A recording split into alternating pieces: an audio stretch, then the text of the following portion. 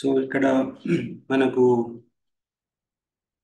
శాస్త్రంలో ఏం చెప్తుందంటే కంపేర్ చేస్తున్నారు. మనము మన యొక్క ఇంద్రియాలని, మన యొక్క సంపదని ఆ, భగవంతుని సేవలో ఉపయోగించుకుంటే ఏ విధంగా అనేది కంపేర్ చేస్తున్నారు. ఇప్పుడు 2.3.19 లాస్ట్ టైం తెలుసుకున్నాం. 19 నుంచి స్టార్ట్ అయ్యి అప్పుడేమో ఫస్ట్ ఏమో గాడిదలు, కుక్కలు, పందులతో కంపేర్ చేశారు. అండ్ దెన్ అంటే మెటీరియల్ లైఫ్ ఇలా ఉంటుందని. అండ్ దీని తర్వాత పాము పాము పుట్టలు ఉంటాయి కదా, మన యొక్క చెవి రంధ్రాలు పాము పుట్టాలని. అండ్ దెన్ ఒక కప్ప, ఎప్పుడైతే మనము మెటీరియల్ యాక్టివిటీస్ భౌతిక ప్రపంచంలో ఉన్న విషయాల గురించి మాట్లాడుతుంటామో అప్పుడు ఒక కప్ప ఏ విధంగా అయితే రాత్రిపూట బేక బేక బేక అనుకుంటూ అరుస్తూ ఉంటుంది. అది అరుస్తుంటే నేను చాలా బాగా అరుస్తున్నా అనుకుంటుందంట. కానీ నిజానికి ఆ, ఒక పాములు కప్పల గురించి రాత్రిపూట ఆ ఆ సౌండ్ విని అది ఎక్కడుందో వెళ్ళి దాన్ని తినడానికి అవకాశం ఉంటుంది అన్నట్టు. ఆ కప్పకి అర్థం కాదు, నేను ఈ సౌండ్ చేయడం వల్ల పాముకి అర్థమవుతుంది నేను ఇక్కడ ఉన్నా అని. కానీ అది నేను చాలా బాగా పాడుతున్నా, సాంగ్ మంచిగా మాట్లాడుతున్నా అని ఆ, ఒక రకమైన సౌండ్ వస్తుంటుంది నైట్ టైం. అది ఇమిటేట్ చేయడానికి రాదు. సో ఆ సౌండ్స్ అన్ని కప్పలే చేస్తుంటాయి. ఆ కప్పలు చేస్తుంటే ఎస్పెషల్లీ వర్షాకాలంలో ఆ సౌండ్ విని పాములు వచ్చి వాటిని తినే అవకాశం ఉండదండి. మనం కూడా ఎప్పుడైతే material activity, cinema, politics, cricket వీటి గురించి మాట్లాడుతుంటామో టైం మనకు తెలియకుండానే ఫాస్ట్గా గడిచిపోతుంది. గడిచిపోవడం వల్ల ఆ, గడిచిపోతుంటుంది. ఇంకా మనకి టైం అర్థం కాకుండా ఉంటుంది. సో లాస్ట్కి చావు అనేది మనకి ఇప్పుడు పాములాగా చావు ఎప్పుడైనా కూడా స్నేక్ని, పాముని ఆ, చావుతో కంపేర్ చేస్తారు శాస్త్రంలో. సో ఆ విధంగా మన చావు కూడా వెంబడే మెల్లగా వస్తుంది అన్నట్టు మనం ఈ విధంగా వృధా చేయడం వల్ల. సో ఈ విధంగా ఈ ఈ పర్టికులర్ వర్స్లో ప్రభుపాద డిటి వర్షిప్ గురించి, ప్రభుపాద అని కాదు, ఈ వర్ష దాని గురించి చెప్తుంది. మనం భగవంతుని యొక్క డిటి వర్షిప్, ఇప్పుడు అర్చా విగ్రహం చేయాలి అనేది మనకి ఈ ఈ శ్లోకంలో అర్థమవుతుంది. సో ఎప్పుడైతే మనము మన యొక్క కళ్ళు ఏవైతే ఉన్నాయో ఆ కళ్ళని భగవంతుని చూడడానికి ఉపయోగించామో అవి నెమలి పింఛంలో ఇలా సర్కిల్స్ ఉంటాయి కదా, నెమలి పింఛం యొక్క కళ్ళు అంటారు వాటిని. వాటితో సమానం అంట. ఎప్పుడైతే మనం భగవంతుని ఆకారాన్ని, భగవంతుని ఫాము, నేమ్ వీటిని చూడమో అది భగవంతుని, ఎప్పుడైతే మన కళ్ళని దానికి ఉపయోగించమో అవి నెమలి పించం యొక్క కళ్ళు ఉంటాయి కదా వాటితో సమానము. అదేవిధంగా ఎప్పుడైతే మనం మన యొక్క కాళ్ళని వేరే వేరే ధామం దర్శనానికి, లేకుంటే భగవంతుని చుట్టూ, గుడి చుట్టూ తిరగడానికి ఆ, వాటిని ఉపయోగించమో అప్పుడు అవి చెట్టు యొక్క కాండంతో సమానము అంటున్నారు.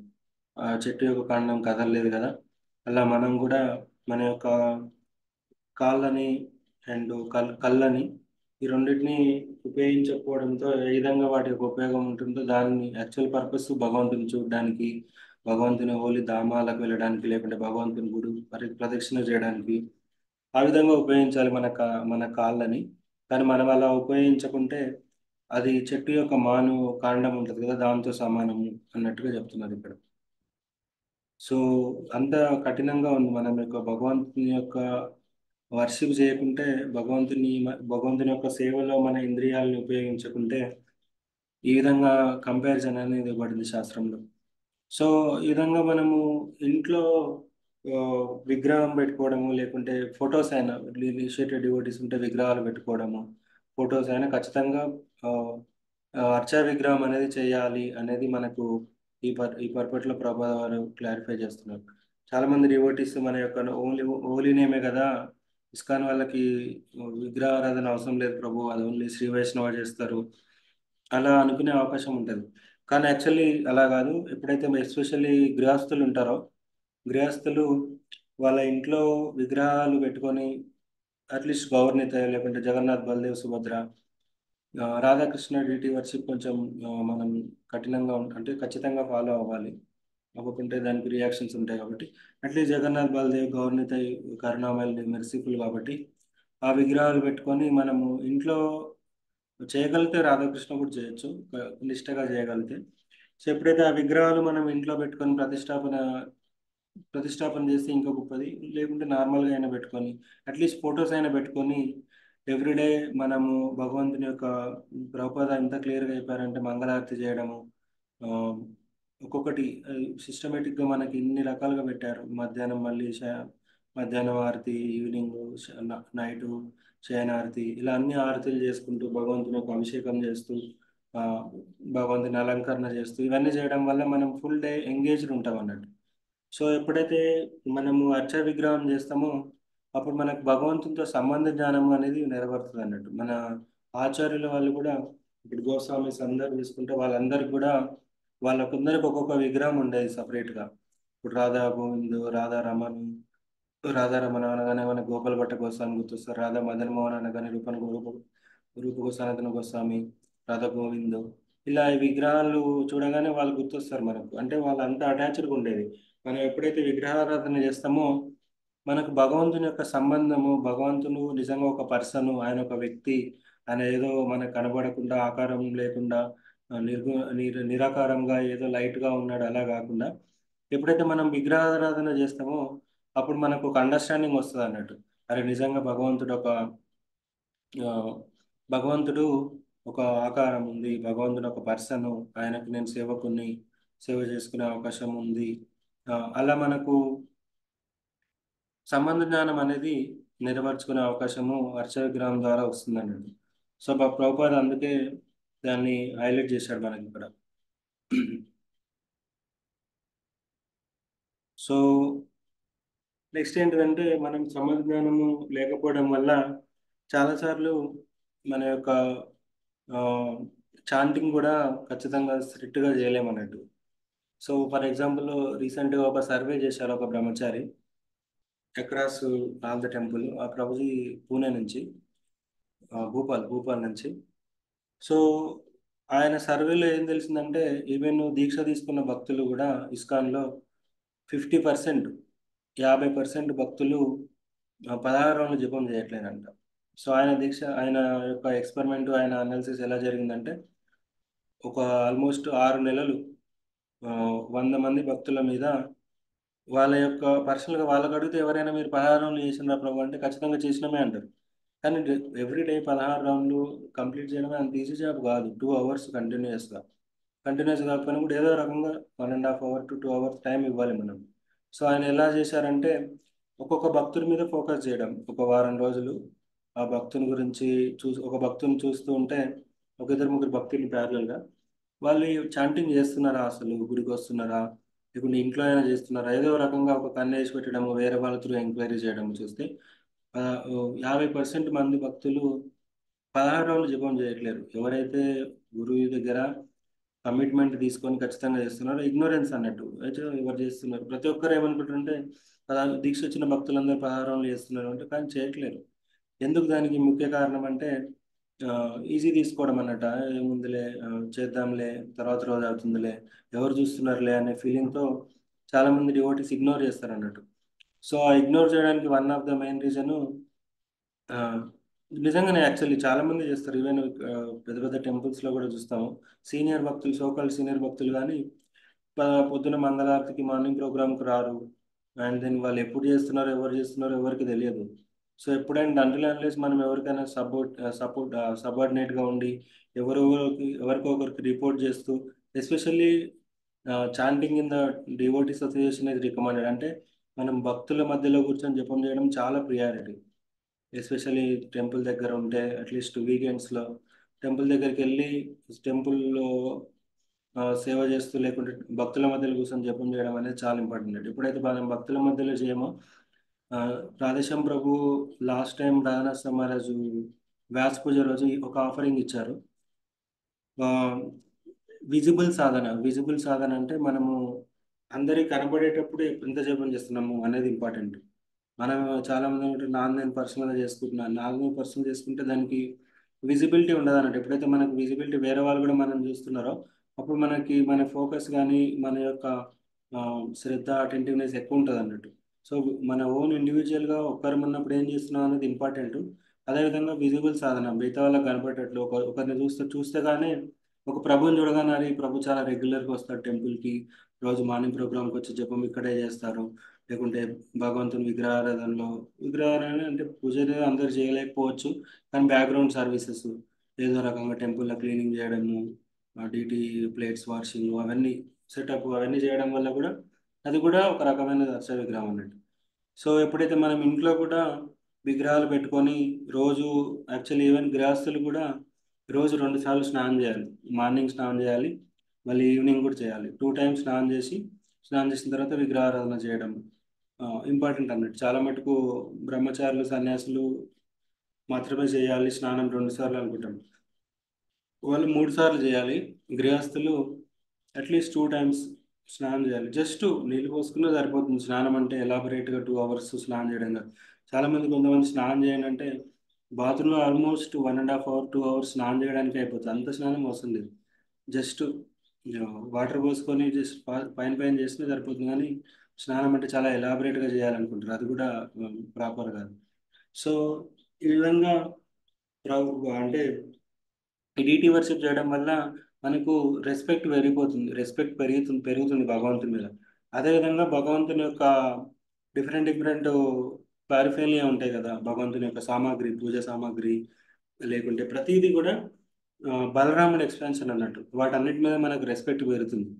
సో ఫర్ ఎగ్జాంపుల్ ఏదన్నా ఆ, అంటే మనము ఏది కూడా కాలుతో తన్నకూడదు అన్నట్టు. సో ఫర్ ఎగ్జాంపుల్ ఏదైనా మ్యాట్ ఉందనుకోండి, మ్యాట్ ఫోల్డ్ చేయాలి టెంపుల్ హాల్లో, కొంతమంది కాలుతోనే దాన్ని ఇట్లా పై తంతూ ఉంటారు, అది పోతూ ఉంటుంది, కొంచెం అయిన తర్వాత స్ప్రెడ్ అవుతుంది. అది కాలుతో చేయకూడదు అన్నట్టు. ఏది కూడా కాలుతో చేయకూడదు, కాలుతో పోయి తగిలితే దాన్ని ముక్కాలి. దానికి మెయిన్ ప్రధాన కారణం ఏంటిదంటే ఆ, భౌతిక ప్రపంచంలో ఇవన్నీ కూడా ఆ, వీటికి చలనం లేదు. ఫర్ ఎగ్జాంపుల్ ఏదో హార్మోనియం ఉంది, తబలా, మృదంగం ఇవి ఉన్నాయనుకోండి కర్తాలు, బట్ మనం కాలుతో అంతే.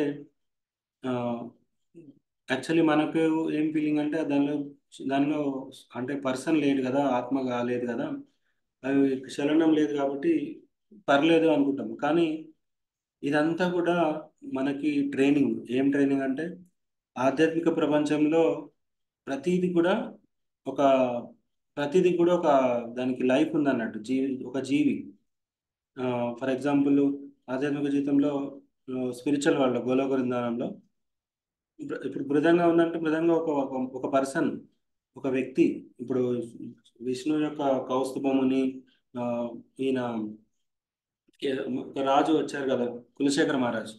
కులశేఖర మహారాజు లేకుంటే ఆయన కిరీటము, భగవంతుని యొక్క ప్రతీది కూడా, ఆయన పిల్లన గ్రోవి, ఇవన్నీ కూడా ఒక పర్సన్ యాక్చువల్లీ.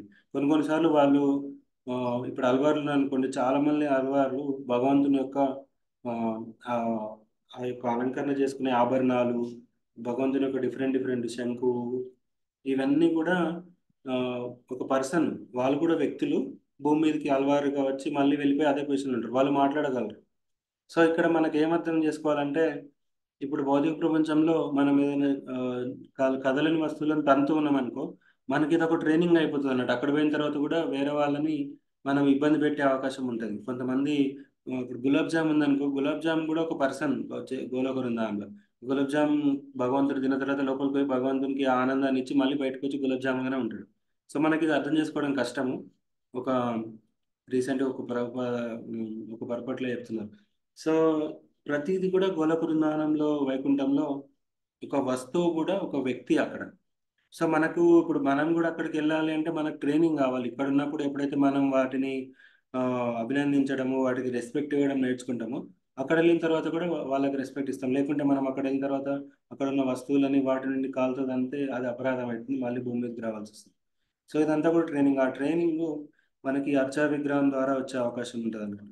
సో అందుకని ప్రభుపాద ఇక్కడ ఏమన్నారంటే theoretical knowledge, practical knowledge. Theoretical knowledge మనం బుక్ రీడింగ్ ఇవన్నీ చేయడం వల్ల మనకు వస్తుంది, అది కూడా ఇంపార్టెంట్. కానీ ఎప్పుడైతే ప్రాక్టికల్ నాలెడ్జ్, ఇవన్నీ అర్చా విగ్రహ సేవ చేయడము, భగవంతుని యొక్క ఇప్పుడు తులసి స్మెల్ చేయడము, ఇప్పుడు మనకు అక్కడ బయట టెంపుల్లో ఆ, విగ్రహం అదే మన మంగళారతి తర్వాత, లేకుంటే శోభారతి తర్వాత బయట ఎస్పెషల్లీ గురువారతి, ప్రభుపాద హారతి తర్వాత ఆచమనం చేసుకొని మనకి వాటర్ ఇస్తుంటారు, తులసి వాటరు, లేకుంటే ఆ లవంగాలతో కలిపిన ఆ మిశ్రమము, ఆ వాటరు చాలా మంది నెగ్లెక్ట్ చేస్తుంటారు. అది చాలా సార్లు వేస్ట్ అయిపోయి తర్వాత రోజుకి పడేస్తుంటారు. కానీ అది కూడా తీసుకోవాలి. అది చాలా ఇంపార్టెంట్. ఆ తులసి వాటర్ స్మెల్ చేయడము అవన్నీ కూడా మనకి ఒక ట్రైనింగ్ అన్నట్టు మనకు అర్థమవుతుంది వాటి యొక్క వాల్యూ. సో ఈ విధంగా మనము ఎప్పుడైతే మనం అర్చా విగ్రహం వీటి మీద టైం ఆ, ఇస్తామో అప్పుడు మనకు భగవంతుని యొక్క సంబంధ జ్ఞానం అనేది ఆ, నెరవేర్చుకోవడానికి అవసరం ఉంటుంది అన్నట్టు. సో ప్రాక్టికల్గా రెండు రకాల జ్ఞానాలు ఉంటాయి మనకు, థిరిటికల్ ప్రాక్టికల్. థిరిటికల్ జ్ఞానంలో ఏమవుతుందంటే మనకు ఇంటెలిజెన్స్ మన యొక్క బుద్ధి అనేది కన్విన్స్ అవుతుంది. భగవంతుడు నమ్మున్నాడు, భగవంతుడు ఇదంతా క్రియేషన్ ఉంది. ఎస్పెషల్లీ ఈ సెకండ్ చాప్టర్ ఇప్పుడు ఇంకా నెక్స్ట్ అంతా సృష్టి గురించి స్టార్ట్ అవుతుంది. భగవంతుడు ఏ విధంగా సృష్టించాడు, ఆ, ఒక్కొక్కటి ఏ విధంగా ఫామ్ అయ్యాయి అంతా కూడా, ఈ యూనివర్స్ ఎలా క్రియేట్ అయింది అనేది మనకు సెకండ్ క్యాంటోలో ఉంటుంది. సో ఈ సెకండ్ క్యాంటోలో దాని ద్వారా మనకు ఇంటలెక్చువల్ కన్విక్షన్ వస్తుంది అన్నట్టు, మన యొక్క బుద్ధి అర్థం చేసుకుంటుంది, రియలైజ్ అవుతుంది. ఏంటిదంటే ఓకే, భగవంతుడు అనేవాడిని ఉన్నాడు, నిజంగానే ఉన్నాడు, ఈ సృష్టి అంతా కూడా ఆయనే సృష్టించిండు, అసలు ఇన్ని రకాల లోకాలు, ఇదంతా చాలా మనకి భగవంతుడు జస్ట్ గ్లాన్స్ చేయడం వల్ల. ఈవెన్ పార్వతీమాత కూడా భగవంతుని యొక్క వైఫ్ కింద వస్తుంది అన్నట్టు, భూమాత. వీళ్ళందరూ ఇండైరెక్ట్గా వీళ్ళ యొక్క ఆధ్వర్యంతో లార్డ్ శివ ఇండైరెక్ట్గా లార్డ్ శివగా ఎక్స్పెండ్ అయిపోయి ఈ క్రియేషన్ అంతా చూసుకుంటాడు, బ్రహ్మ శివ. సో అంతా కూడా భగవంతుని యొక్క దానతోనే ఏర్పడుతుంది. అవి మనకి యూనివర్స్ ఎలా క్రియేట్ అయింది, అంత కృష్ణనే క్రియేట్ చేసింది అనేది మనకి సెకండ్ క్యాంట ద్వారా వస్తుంది. కాకపోతే ఇక్కడ మనకు ఆ, ఇదంతా కూడా నారదుడు బ్రహ్మకు అడుగుతాడు అన్నట్టు. నారదుడు స్వయంగా ఇప్పుడు బ్రహ్మ విష్ణు మహేశ్వరులు కొంతమంది ఈక్వల్గా అని ఆర్గ్యూ చేస్తుంటారు అన్నట్టు. కానీ మనకు చాలా ఈజీగా తెలిసిపోతుంది ఎక్కడంటే ఆ, బ్రహ్మనే స్వయంగా చాలా ప్లేస్లలో చెప్తాడు. ఆ, మనకి ఇప్పుడు బ్రహ్మ సంహిత, అనేక రకాల పురాణాలు, వీటన్నిటిలో కూడా శివుడు కొన్నిసార్లు కన్ఫ్యూజ్ అయినా కూడా బ్రహ్మ కూడా ముగ్గురు ఈక్వల్ అనుకున్నప్పుడు బ్రహ్మనే చెప్తాడు అన్నట్టు చాలాసార్లు. నారదుడు బ్రహ్మ కొడుకు. నారదుడు అడుగుతాడు, ఇదంతా చూస్తుంటే నువ్వే మొత్తం క్రియేట్ చేసినట్టున్నావు, కానీ కొన్నిసార్లు నేను చూస్తుంటా నువ్వు ఇట్లా ఆ, దేని మీద మెడిటేట్ చేస్తుంటావు, ఎవరి మీద మెడిటేట్ చేస్తావు, నువ్వే సుప్రీం అయితే వేరే వాళ్ళ మీద ఎందుకు మెడిటేట్ చేస్తావు అని నారదుడు బ్రహ్మకు అడుగుతాడు. అప్కమింగ్ వర్సెస్లో ఉంటుంది. అప్పుడు నారద అంతా తెలుసు యాక్చువల్ నారదుడు ప్యూరిటీ ఒకటి, కానీ స్టిల్ అడుగుతాడు, "ఇగో బ్రహ్మ ఇట్లా మరి ఆయన ఏనే చేశా అని చెప్తాడా, సొంత కొడుకు కదా." అప్పుడు చెప్తాడు అన్నట్టు. అప్పుడు బ్రహ్మ అంటాడు అన్నట్టు, నువ్వు చాలా మంచి క్వశ్చన్ అడిగావు, ఈ క్వశ్చన్ వల్ల నేను భగవంతుని గుర్తు తెచ్చుకోగలుగుతున్నా, నాకు చాలా ఆనందంగా ఉన్నాయి. మనం ఏం మాట్లాడినా కూడా మనం ఎవరితో ఎటువంటి మాటలు మాట్లాడినా అవి మనకి వేరే వాళ్ళకి భగవంతుని గుర్తు చేసేలా ఉండాలి, లేకుంటే మనకి వేరే వాళ్ళు భగవంతుని గురించి గుర్తు చేసేలా ఉండాలి. అలాంటి మాటలు మాత్రమే మనకు ఉపయోగమైనవి అన్నట్టు.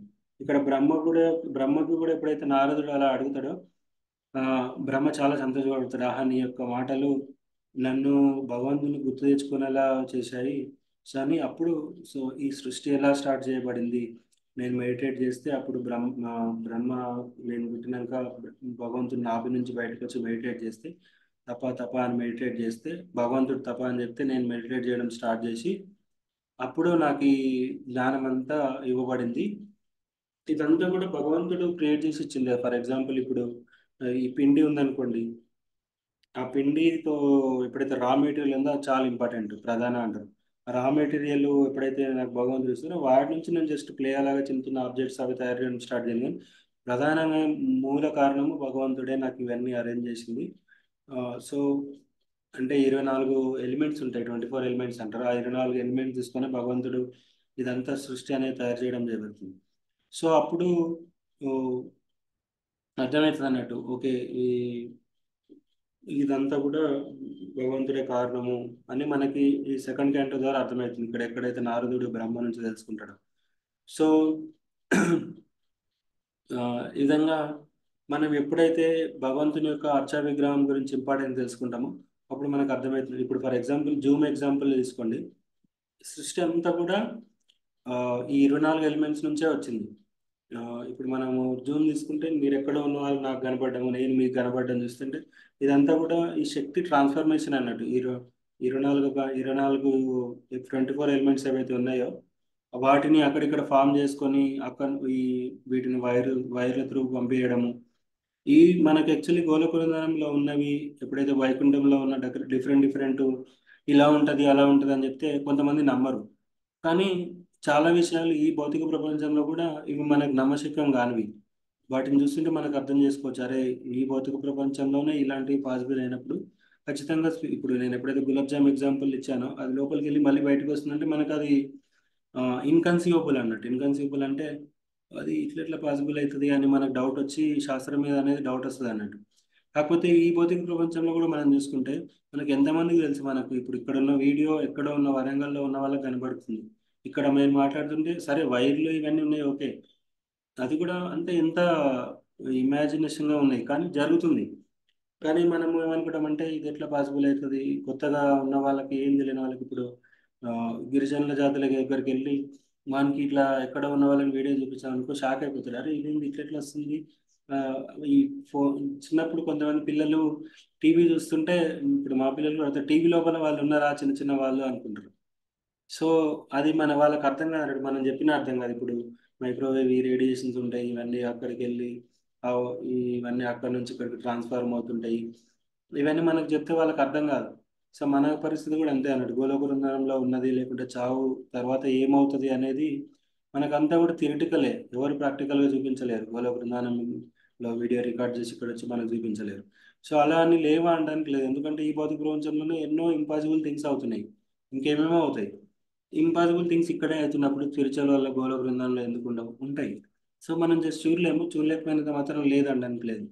అవన్నీ కూడా జస్ట్ శాస్త్రజ్ఞానం త్రూ వెళ్తే మనకు అర్థమయ్యే అవకాశం ఉంటుంది అన్నట్టు. సో మనము చాలాసార్లు ఇది చెప్పుకున్నాం, మన యొక్క జీవితం అనేది డ్రీమ్ లాగా అన్నట్టు, కళ.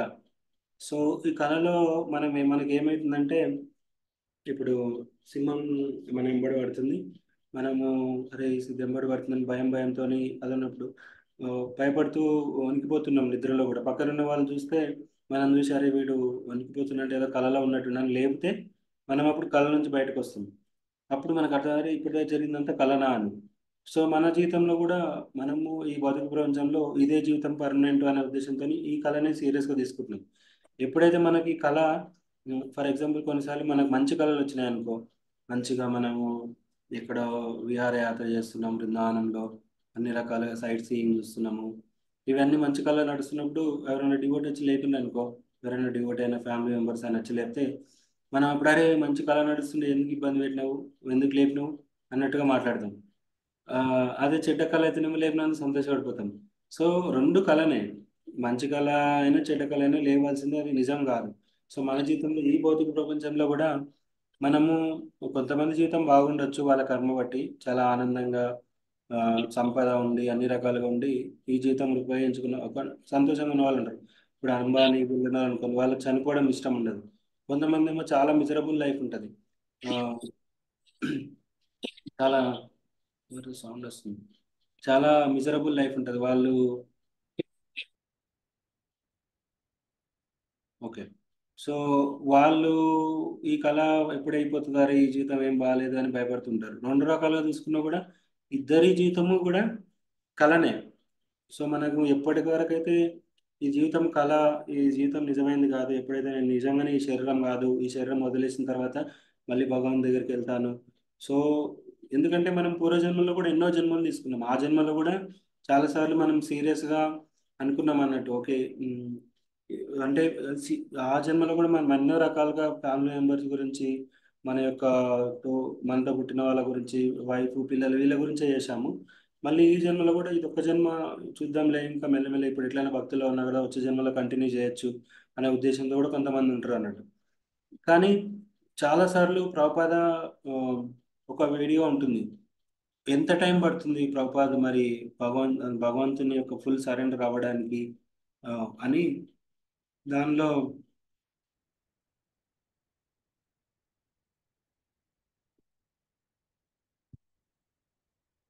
ప్రభుపాద ఎందుకు ఒక్క నిమిషం ఎందుకు అంటాడు అని నేను అనుకునేవాడిని.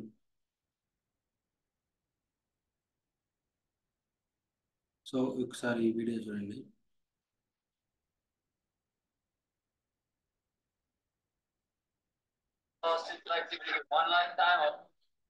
సో ఇక్కడ ఒక ఇంపార్టెంట్ మెసేజ్ ఇస్తారు ప్రభుపాద.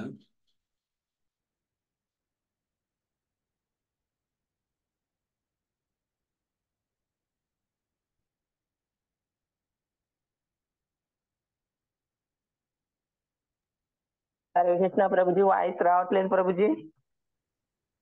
నేను ఇంకా షేర్ చేయను. ఇప్పుడు చూడండి.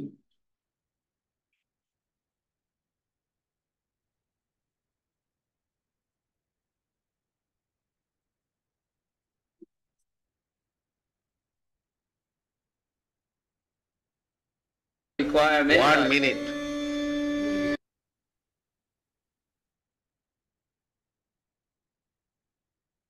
times performing sinful activities. So is it possible to counteract all those sinful activities in one lifetime, or does it require many 1 lifetimes? minute. That is Krishna consciousness. 1 minute.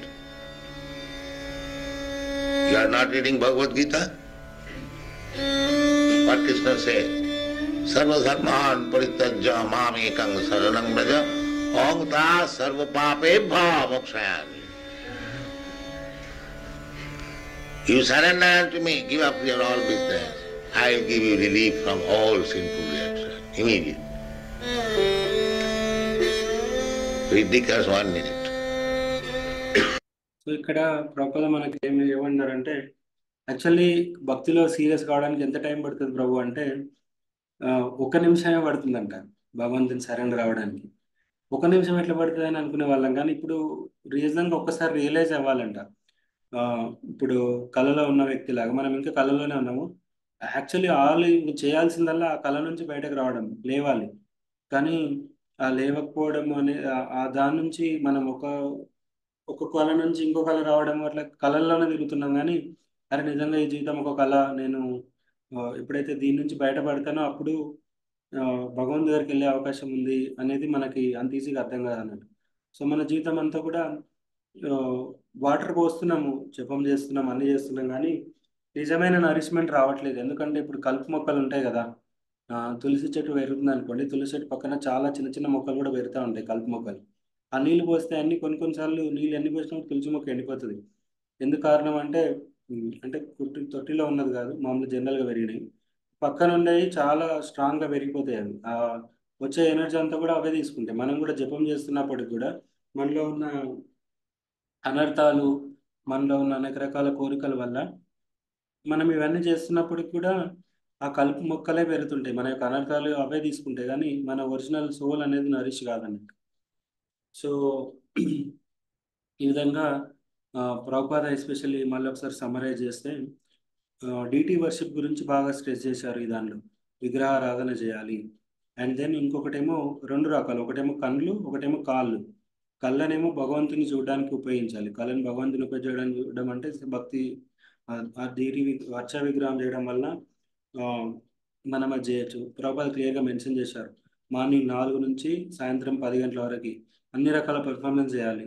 మంగళారతి, నిరంజన, అర్చన, పూజ, కీర్తన, శృంగార, భగవంతుని అలంకరణ చేయడము, వైకాలి, సంధ్యారతిక, పత భోగ, భగవంతుని నైవేద్యం పెట్టడము, శయనారతి, ఇవన్నీ చేయడం వల్ల, అదేవిధంగా ఒక స్పిరిచువల్ మాస్టర్ అందరూ గురువు దగ్గర దీక్ష తీసుకొని, షెల్టర్ తీసుకొని ఇవన్నీ చేయడం వల్ల ఒక భక్తునికి జస్ట్ థియరిటికల్ నాలెడ్జే కాకుండా భగవంతుని యొక్క ప్రాక్టికల్ నాలెడ్జ్, భగవంతుని సేవ చేయడం అనేది మనకి ఇక్కడ ట్రైనింగ్ వస్తుంది.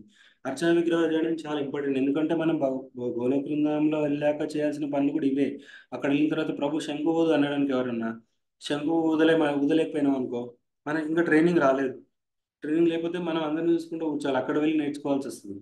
సో ప్రతిది కూడా భగవంతుని సేవ ఏ విధంగా కీర్తన, మృదంగం నేర్చుకోవడము, కర్తాలు కొట్టడము, ఇవన్నీ చేస్తుంటే మనకు ఒక ట్రైనింగ్ అన్నట్టు. ఇక్కడే ట్రైనింగ్ ఉంటే అక్కడ వెళ్ళిన తర్వాత మనకి ఈజీగా వస్తుంది. ఇప్పుడే వెళ్తామో లేదో ప్రభు అంటే, వెళ్తామో లేదంటే మన యొక్క సిన్సియారిటీ బట్టి ఉంటుంది. సో ఇవన్నీ కూడా చేయడం వల్ల మనం భగవంతుని టెంపుల్ సేవ చేయడము, భగవంతుని యొక్క మందిరం అర్చన, భగవంతుని ఈ టెంపుల్లో అన్ని క్లీనింగ్ సర్వీసెస్ చేయడము, ఇవన్నీ చేయడం వల్ల మనకు భగవంతుని మీద అట్రాక్షన్, భగవంతుని మీద శ్రద్ధ అనేది పెరుగుతుంది అన్నట్టు. మన యొక్క గోస్వామిస్ కూడా ఇవన్నీ హైలైట్ చేశారు. భగవంతుని సేవ చేయడము, అదేవిధంగా ధామాన్ని విజిట్ చేయడము. అనువ్రజ అంటారు, భగవంతుడు ఎక్కడెక్కడైతే ప్లేసెస్లో వచ్చి వెళ్ళారో, ఎక్కడెక్కడైతే ఎటర్నల్గా ఉంటారో ఆ ప్లేసెస్ అన్ని టెంపుల్స్ విజిట్ చేయడం కూడా ఇంపార్టెంట్. పిలిగ్రిమేజ్ వెళ్ళడము, యాత్రలకు వెళ్ళడము. ఎవ్రీ ఇయర్ ఖచ్చితంగా ఏదో ఒక ధామానికి వెళ్తుంటారు, ఎస్పెషల్లీ కార్తీక యాత్ర టైంలో. సో ఖచ్చితంగా మన యొక్క కాళ్ళని ఆ, భగవంతుని సేవలో ఉపయోగించడం ఇంపార్టెంట్. పరిక్రమ చేయడము, గోవర్ధన పరిక్రమ, ఆ, లేకుంటే నవదీప్ పరిక్రమ అని కొన్ని నెల రోజులు వెళ్తుంటారు. సో ఇవన్నీ కూడా మనం కాళ్ళని భగవంతుని సేవలో ఉపయోగించుకోవడానికి అదొక మంచి అవకాశం అన్నట్టు, పరిక్రమ చేయడం. భగవంతుని ఈవెన్ ధామానికి వెళ్ళకపోయినా కూడా టెంపుల్ దగ్గరికి నడుచుకుంటూ వెళ్ళడము, అది కూడా భగవంతుని యొక్క ఆ, సేవ చేయడానికి కిందే వస్తుంది. సో ఈ విధంగా మనము భగవంతుని యొక్క సేవ చేయడం ద్వారా ఆ, భక్తిలో ఇంకా సీరియస్ అయ్యే అవకాశం ఉంటుంది అన్నట్టు. ఖచ్చితంగా మనం చేయాలి. ఒకవేళ ఈ కళ్ళని కాళ్ళని భగవంతుడి సేవలో ఉపయోగించకుంటే నెమిలి పింఛంలో ఉన్న కళ్ళలాగా అవుతుంది, లేకుంటే కాళ్ళేమో ట్రంకు మన చెట్టు యొక్క కాండం లాగా అక్కడే ఉన్నట్టు ఉంటుంది అనే చాలా స్ట్రాంగ్ వర్డ్స్ యూజ్ చేసి మనకు ఇక్కడ చెప్తున్నారు అన్నట్టు. So thank you very much. Hare Krishna. Any questions ఉంటే అడగండి.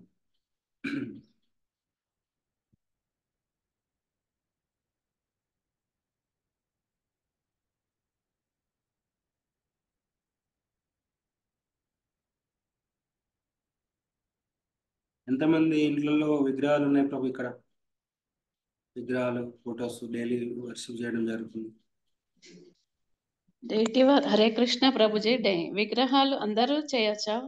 అందరూ అర్హులేనా ప్రభుజీ దీక్ష కాని వాళ్ళు? లేదు మా దీక్ష తీసుకున్న వాళ్ళు పెట్టుకుంటే బెటర్. ఆ, మామూలుగా మనం ఫొటోస్ పెట్టుకొని కూడా విగ్రహంగా చూసుకోవచ్చు. మనము లాస్ట్ టైం కూడా ఒక ఎగ్జాంపుల్ ఇచ్చుకున్నాం. ఒక ఒక బ్రాహ్మణుడు తను మనసులోనే ఊహించుకుంటూ ఉంటాడు. ఆ ఊరి పేరు ప్రతిస్థానపూర్. చాలా ఫేమస్ ఎగ్జాంపుల్. ఆ ప్రతిస్థానపూర్ ఎగ్జాంపుల్ అనుకున్నాం.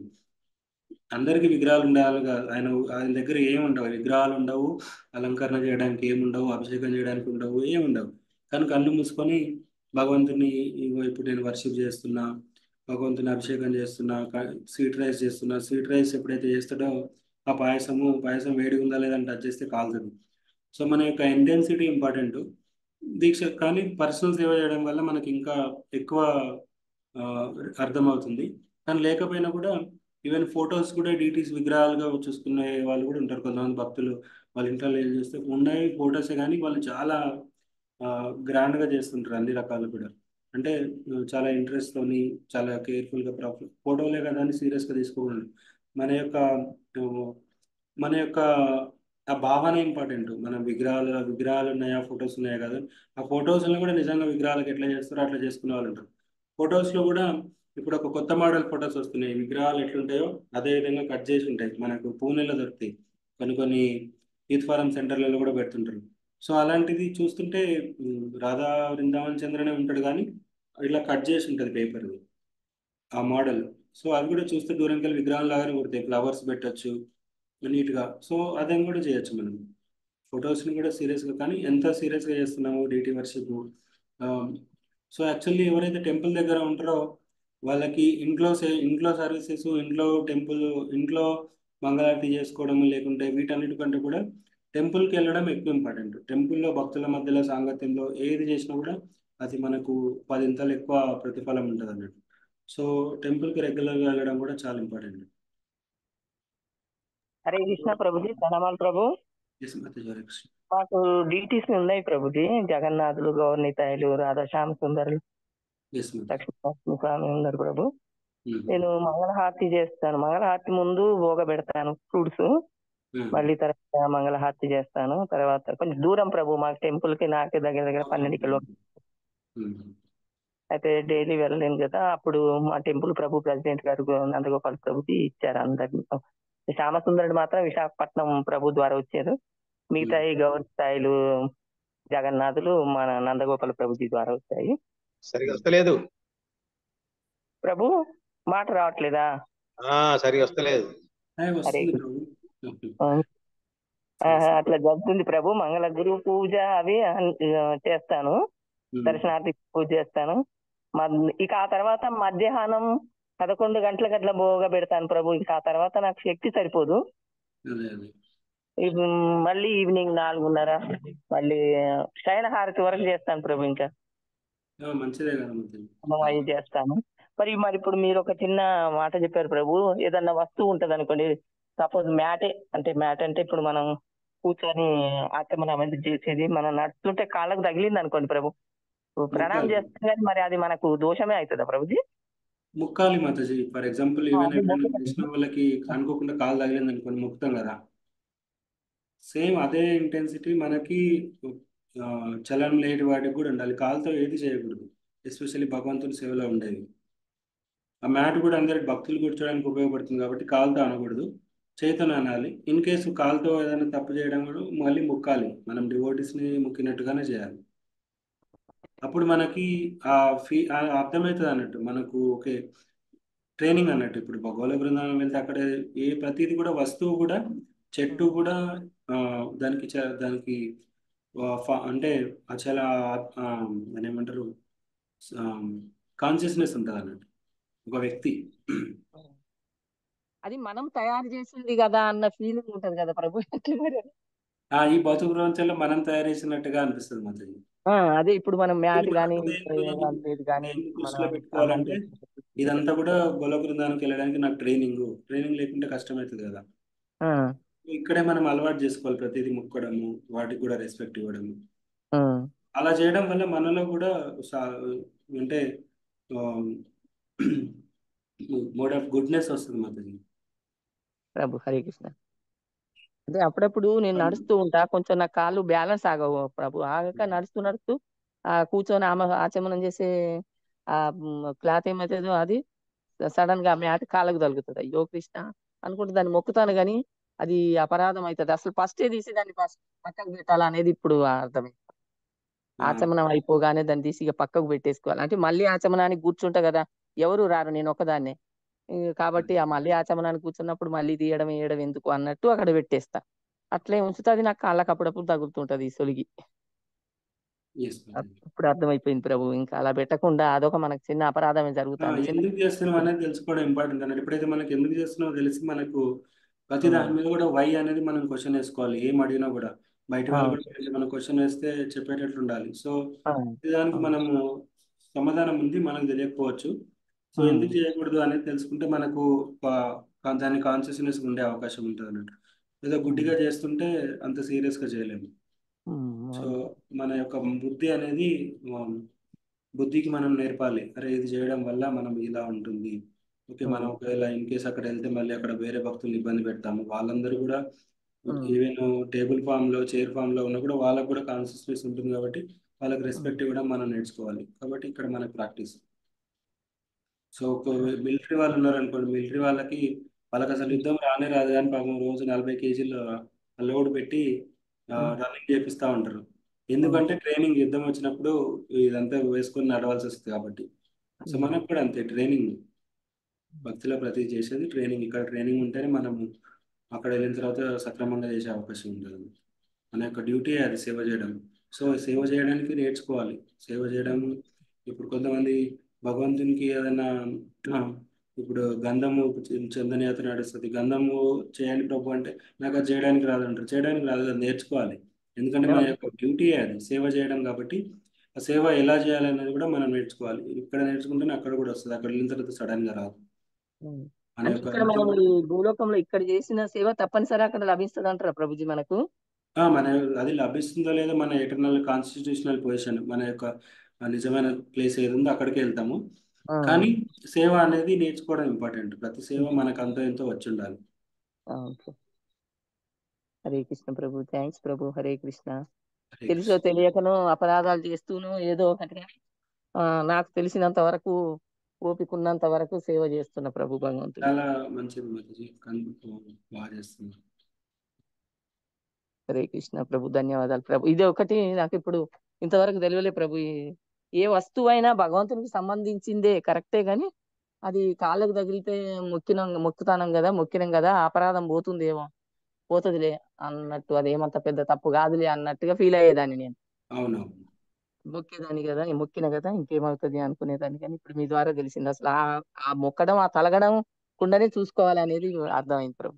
అవును మాతాజీ. థ్యాంక్స్ ప్రభు, ధన్యవాదాలు ప్రభు. ధన్యవాదాలు. హరే కృష్ణ ప్రభుజీ, ప్రణామాలు. హరే కృష్ణ మాతాజీ. అయితే మాకు టెంపుల్ పక్కకే ఉంది ప్రభుజీ మా ఇల్లు.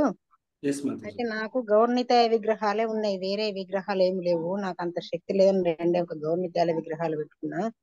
ఆహా. అయితే నేను ప్రొద్దున లేచి ఇక నేను అప్పుడు ఆచార్యుల వారు ఇక్కడ టెంపుల్ ప్రెసిడెంట్ వాళ్ళని అడిగిన, మరి విగ్రహాలు అక్కడ అప్పుడు దూరంగా ఉన్నప్పుడు పెట్టుకున్నా, 12 కిలోమీటర్ల దూరం ఉన్నప్పుడు అక్కడ ఉండే ఇల్లు. అయితే ఇక్కడికి వచ్చినాక అడిగితే ఆ ప్రభుజీ అన్నారు కదా, నువ్వు ఆల్రెడీ మంగళవార్తికి నేను రోజు వస్తా, అయితే మంగళవార్తికి వచ్చేటప్పుడు మరి అక్కడ చేయవలసిన అవసరం లేదు, లేపి ఆ వాళ్ళని లేపి ఇక్కడికి రా అని చెప్పిండ్రు. ఇక నేను అదే విధంగా చేస్తున్నా. పర్వాలేదు మాతాజీ. యాక్చువల్లీ ఈవెన్ మేము కూడా అదే చేస్తాం, మేము టెంపుల్ దగ్గరే ఉంటాము. ఇక మళ్ళీ దర్శనారతప్పుడు మాత్రం ఇంట్లో ఇక అన్ని ఒకటేసారి చేస్తా ప్రభు, లేదు ఎందుకంటే సాయంత్రం హారతి కూడా చేస్తా. ఇప్పుడు మంగళారతి అయినాక పోయిన తర్వాత పువ్వులు అవి ఇవి తెచ్చి భోగ ఆఫర్ చేసి, ఇప్పుడు మళ్ళా ఈ దర్శనారతిగా చేసినాక మళ్ళా టెంపుల్ కి దర్శనారతికి వస్తాను నేను. ఇద్దరు ఒకటే కదా మాతాజీ. సో టెంపుల్ దగ్గర ఉన్న వాళ్ళకి కొంచెం అంత నెగ్లెక్ట్ అయినా కూడా ఏం పర్లేదు మాతాజీ. భగవంతుడు దాని అపరాధం కింద ఏం జరగదు. కానీ టెంపుల్ దగ్గర ఏదో ఒకటి ఖచ్చితంగా చేయాలి. అక్కడ చేస్తే ఇక్కడ కొంచెము సరిగ్గా చేయలేకపోయినా పర్వాలేదు. టెంపుల్ ఎక్కువ ప్రియారిటీ మాతాజీ. గుడికి వెళ్ళి భక్తుల మధ్యలో భోగ అంటే ఇక మనం చేసుకున్నప్పుడు ఇక మనం ఇప్పుడు కరెక్ట్ టైం అంటే ఇప్పుడు ప్రొద్దున ఇప్పుడు ఆరతి చేసినప్పుడు భోగ పెడతా, పండ్లు పెట్టి తీసి చేస్తా, పండ్లు ఏదన్నా. తర్వాత మళ్ళీ ఇప్పుడు మనం బ్రేక్ఫాస్ట్ ఏమన్నా చేసుకుంటాం కదా, అప్పుడు అదే 10 పెడతా భోగ. అదే పర్వాలేదు మాతాజీ. మీరు టెంపుల్ దగ్గర మళ్ళీ ఉన్నప్పుడు లంచ్ అప్పుడు కూడా వంట చేస్తే అది కూడా పెడతాము. సాయంత్రం మాత్రం పాలు పెడతా ప్రభు, కడుపు అదే పెడతా. నైస్ మాతాజీ. టెంపుల్ దగ్గర ఉన్నప్పుడు ప్రభుజీ చెప్పినట్టుగా టెంపుల్ ఎక్కువ ప్రియారిటీ మాతాజీ. గుడి దగ్గర ఉన్న వాళ్ళకి అదొక అదృష్టము. సో ఇక వాళ్ళకి సాయంత్రం ఎప్పుడైతే టెంపుల్కి గౌరహారతి కూడా టెంపుల్ కే వస్తాం, గౌరహారతి నైస్. చేసిన తర్వాత ఇంట్లో వట్టిగా అగరబత్తిను పువ్వులు చేసి హారతి కూడా చేసి వస్తా ఇక్కడికి వచ్చి ఇక్కడ వాళ్ళతో కీర్తనలా. ఎప్పుడైతే టెంపుల్లో అటెండ్ అవుతామో అది మనం ఇంట్లో చేయకపోయినా పర్వాలేదు మనకి. ఇదంతా కూడా మన ప్రాక్టీస్ గురించి. భగవంతుడు ఏదో మన గురించి వెయిట్ చేయట్లేదు. ఎక్కడ చేసినా కూడా మనం ఎంగేజ్ అవ్వడం వల్ల మనకు మన గురించే, మన బెనిఫిట్ గురించే. యాక్చువల్లీ భగవంతుని సేవ చేయడం అనేది మనకు సాధన గురించి. ఆ సాధన టెంపుల్లో చేసినా ఇంట్లో చేసినా, ఎక్కువ టెంపుల్లో చేస్తే మనకి ఎక్కువ ప్రాక్టీస్ ఉంటుంది అన్నమాట, ఎక్కువ అవకాశం ఉంటుంది. సో ఇదంతా సేవ చేసేది కూడా భగవంతుడు మన సేవ తీసుకున్నాడంటే మనని ఎంగేజ్ చేయడానికి, మనకు ఆ ప్రాక్టీస్ ఇవ్వడానికి అంతే. ఏదో భగవంతుడు మనం పెడితేనే తింటాడని కాదు. మనం అలా చేయడం వల్ల మనకు మన కొరకే పెట్టుకుంటాం, మన మనం కొరకే పెట్టి యాక్చువల్లీ. భగవంతుడికి లేనిది ఏం లేదు కదా, భగవంతుడికి లేనిది ఏం లేదు. ప్రపంచం అన్నీ అంతా, ఉన్నాయి. శక్తి అంతా ఆయనదే ప్రభు, ఆయనకి తక్కువేం ఉంది కానీ అలా మన యొక్క మనకు ఆయన మీద ఇంట్రెస్ట్ రావడానికి, మనకు ఆయన మీద ప్రేమ రావడానికి మనం ఇదంతా చేస్తున్నాం.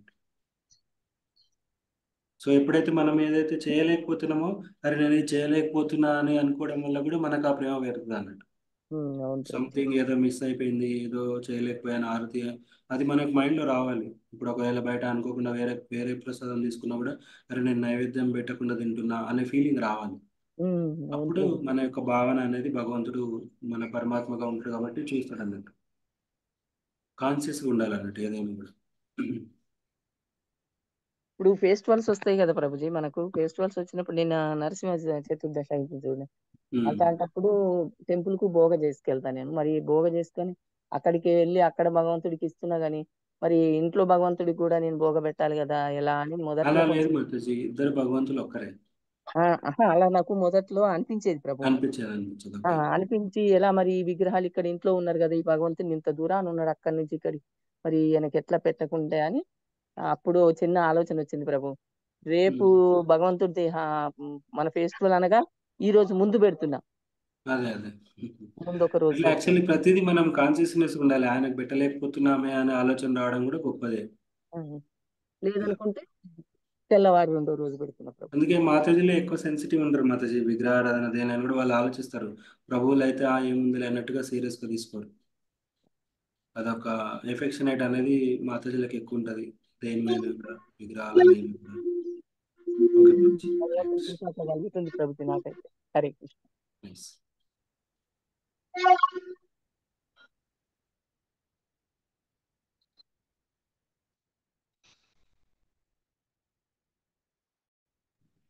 హరే కృష్ణ ప్రభు.